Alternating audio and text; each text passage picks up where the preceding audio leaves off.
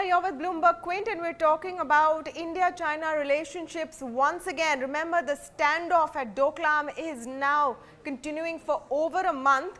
But why it's important to talk about India and China today is because it's the first day of a two-day meet of National Security Advisor Ajit Doval with all his BRICS counterparts in Beijing. So Ajit Doval is going to meet his counterparts from Brazil, Russia and China in Beijing. The important part is, will he talk about Doklam or not? Let's just set a bit of a background about why we're talking about this issue right now and what's been happening in the last couple of days before Ajit Doval has arrived in Beijing. This is what the Foreign Minister of China has said just a couple of days ago, and he has claimed that senior Indian officials have openly stated that Chinese troops did not enter into the Indian territory. He's commented for the first time over the standoff between the troops from the two countries. Well, this rhetoric and this aggression has been building over the last few days as far as China is concerned. And we'll show you now what the Chinese Defense Ministry spokesperson said a few days ago, that China will safeguard its security interests at any cost. India should not leave things to luck and not harbor any unrealistic illusions. So all of these comments have been coming at a time when the Global Times, which is a Chinese newspaper, has been saying some pretty harsh things about Ajit Doval. They have said just a few days ago, on the 24th in fact of this month, they've called Ajit Doval one of the main schemers behind the current border standoff between Chinese and Indian troops. Now, why do we care what the Global Times is saying? Is because in China, the media is considered to be largely state-run. So what they say is largely presumed to be a voice of the Chinese government, or that they're saying things that the Chinese government can't officially say. So which is why it's important if the Global Times calls Ajit Doval one of the main schemers behind the Doklam standoff. So now what does it mean and what can Doval actually do in Beijing? I have with me Manoj Doshi. He is senior fellow distinguished fellow at the ORF, Observer Research Foundation. Thank you so much for joining us, Mr. Doshi. A lot of hopes pinned on Ajit Doval's visit in Beijing. Can he really do something? How crucial is it, and are we expecting too much? Well, it's pretty crucial in the sense that Mr. Doval is the senior-most Indian who deals with China. Meaning he is the special representative of the Prime Minister of India, and he deals with his Chinese counterpart, who is also special representative, State Councillor Yang Jiechi. So these are the two senior-most people who deal with their for their respective countries. And so, meeting as they are in these circumstances, I have no doubt that this subject will figure.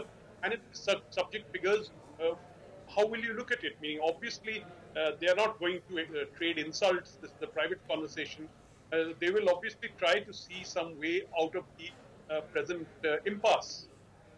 Okay, but you know, if there was a way out of the present impasse, would those options not have been discussed by now? Because here we have a situation where India is saying both sides must withdraw at the same time, and the Chinese are saying that Indian troops must withdraw first. So what really can Ajit Doval bring to the table? Look, this is how these things are discussed. These things are not discussed in public. Meaning you don't go broadcast on the newspaper that Indians must withdraw first or Chinese must withdraw first. This is something which Mr. Doval and his Chinese counterpart, this is what diplomacy is all about. You find a diplomatic way of achieving, so both can say that we have won, both can declare victory. That is the essence of diplomacy, good diplomacy. And I think, I'm sure that that's what they will try and achieve. Just what the formula will be, that's very difficult to tell.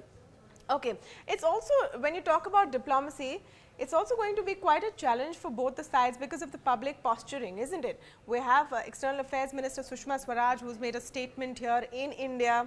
The Chinese side has also been very vociferous. So neither side can seem to have blinked first.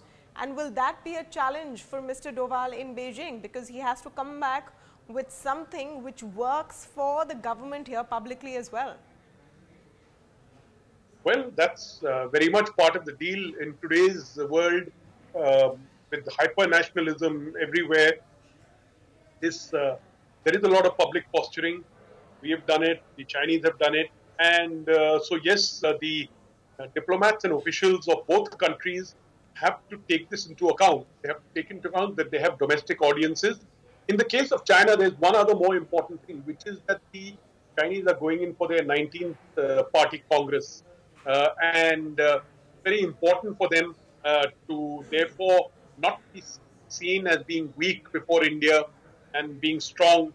This party Congress comes once in 5 years. And so it's very important for the Chinese leadership to show that they are in command, that they have everything in control. So in some ways, it's more important for them. As far as we are concerned, there's no pressing issue. They are not occupying any Indian territory. So from that point of view, I can say that yes, certainly there is a tendency to play to the gallery. But I presume that seasoned officials like Mr. Doval and Yang Jiechi can find a way out of the problem. So Doval meets with Xi Jinping as well. But do you think, you were mentioning earlier, the meeting with Yang Jiechi is the more important one? Yes, because Yang is the man who actually deals with this. He knows the subject. He's been a special representative even for quite some time now. So the nuts and bolts, as it were, the specifics are with Yang Jiechi.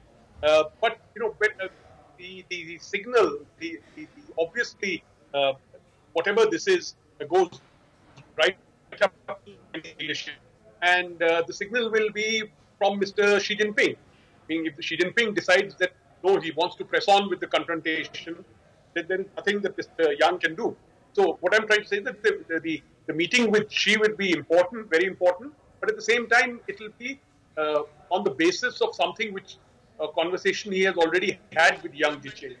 Okay, thank you so much, Manoj Doshi, for speaking with us. So all eyes on what Ajit Doval does in Beijing.